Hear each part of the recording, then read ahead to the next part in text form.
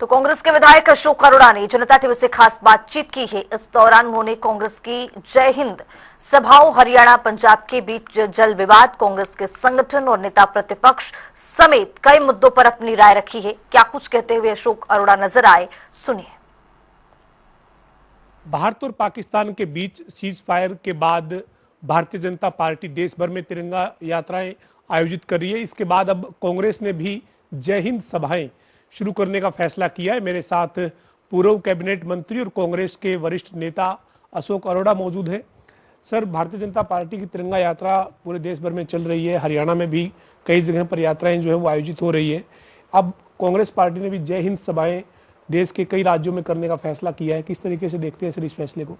Bharatiya Janata party तो अपनी विफलताओं को छुपाने के लिए और राजनीतिक रूप से लाभ उठाने के लिए तिरंगा यात्रा कर रही है, परंतु हम देश की सेना को सैल्यूट करते हैं। और कांग्रेस का निर्णय जो हुआ है कि हम 20 मई से 30 मई तक अलग अलग शहरों में इस प्रकार जय हिंद यात्रा का आयोजन किया जाएगा। उसके साथ साथ जहां हम सेना के शौर्य को सैल्यूट करेंगे, उसके साथ सरकार से भी मांग करेंगे, सरकार से भी पूछेंगे कि आखिर सरकार ने किस दबाव के अंदर ये सीज फायर किया। सीज फायर जब से पहले जब सरकार ने आतंकवादी ठिकानों पे अटैक किया या उसके बाद ऑल पार्टी मीटिंग बुलाई थी, सारे देश की विपक्षी पार्टियों ने सरकार का समर्थन किया था, देश के लोगों ने सरकार का समर्थन किया था। तो सीज फायर करने से पहले भी पॉलिटिकल पार्टी को बुला के उनको विश्वास में लेना चाहिए था। ये सारे सवाल सरकार से पूछेंगे कि आतंकवादी आखिर पहलगांव पहुंचे हैं तो कैसे पहुंचे, वहां पर सिक्योरिटी होनी चाहिए थी, जगह जगह सिक्योरिटी है, तो सिक्योरिटी लैप्स जो हुआ है उसके बारे में सवाल पूछेंगे उसके माध्यम जी। तो सर, ये जय हिंद सभाओं के साथ साथ विपक्ष जो है वो संसद का विशेष सत्र बुलाने की भी मांग कर रहा है। आपको लगता है कि अब इस मुद्दे के ऊपर चर्चा होनी चाहिए? निश्चित रूप से देश की सरकार को, विशेष रूप से देश के प्रधानमंत्री को सारी परिस्थितियों से सांसद को अवगत कराना चाहिए कि क्या परिस्थितियां रही, किस प्रकार से सीज फायर को आपका ऐलान करना पड़ा, किस प्रकार से अमेरिका ये कहता है कि मैंने ये कहा कि व्यापार बंद कर देंगे। इस प्रकार अगर धमकी के अंदर पाकिस्तान और अमेरिका की इंडिया आता है तो मैं मानता हूँ इससे बुरी बात नहीं। सर, हरियाणा से जुड़ा सवाल है सर। भारत और पाकिस्तान के बीच तनावपूर्ण माहौल था, लेकिन इसके बावजूद पंजाब की आम आदमी पार्टी की सरकार ने हरियाणा को बीबीएमबी से मिलने वाले पानी को रिलीज नहीं किया। बीबीएमबी ने इस मामले में जो फैसला हरियाणा को पानी देने का किया था, हाईकोर्ट ने भी कहा कि आप अपनी कार्रवाई को आगे बढ़ा सकते हैं, लेकिन पंजाब ने वहां पर पुलिस बल तैनात कर दिया।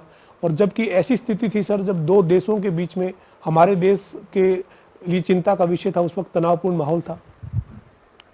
हरियाणा प्रदेश की सरकार हरियाणा प्रदेश के हितों की रखवाली करने में नाकाम रही है। बहुत कमजोरी हरियाणा प्रदेश की सरकार ने दिलाई है। जिस प्रकार से पंजाब के मुख्यमंत्री ने पहले तो हमारा पानी रोक लिया, फिर हाईकोर्ट ने निर्णय हमारे पक्ष में किया, बीबीएमबी का चेयरमैन वहां पे गया तो उसको बंधक बना लिया।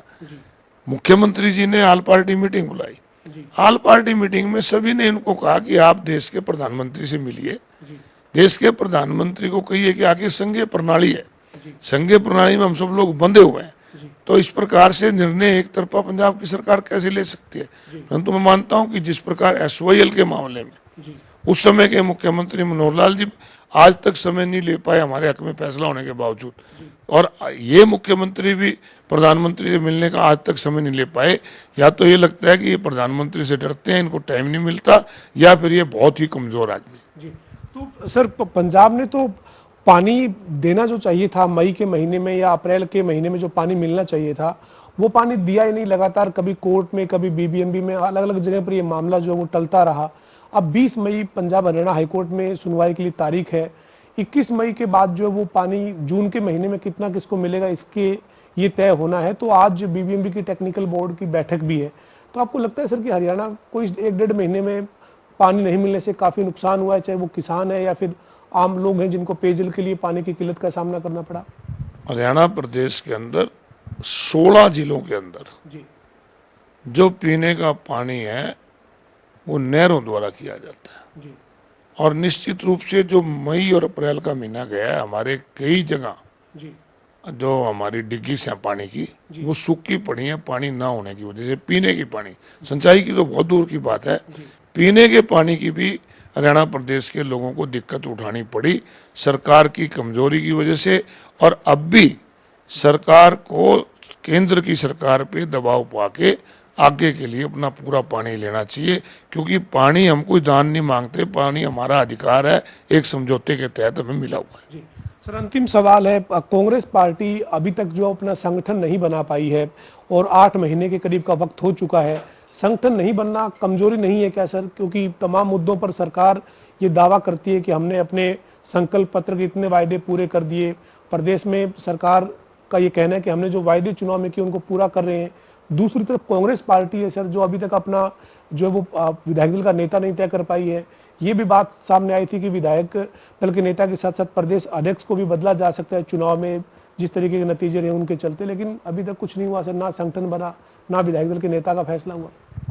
संगठन ना होना किसी पार्टी के लिए बहुत बुरी बात है। जी चुनाव के अंदर भी हमें संगठन की कमी खली, जी और अब चुनाव निकल जाने के बाद भी 8 महीने के लगभग हो गए हैं, हमारा संगठन नहीं बना।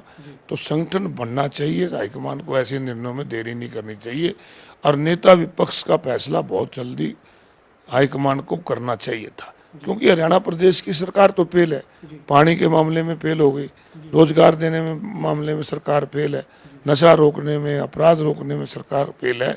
तो ऐसे में लोगों की नज़र विपक्ष पे होती है। ठीक है कि अपने स्तर पे एमएलए अपनी लड़ाई लड़ रहे हैं विधानसभा के अंदर भी बाहर भी, परंतु जो एक संगठित होकर पार्टी के स्तर पे और विधायक दल के स्तर पे जो होनी थी उसमें कमी है, और हाईकमान को ऐसे निर्णय जल्दी लेने चाहिए। जी, बहुत शुक्रिया सर।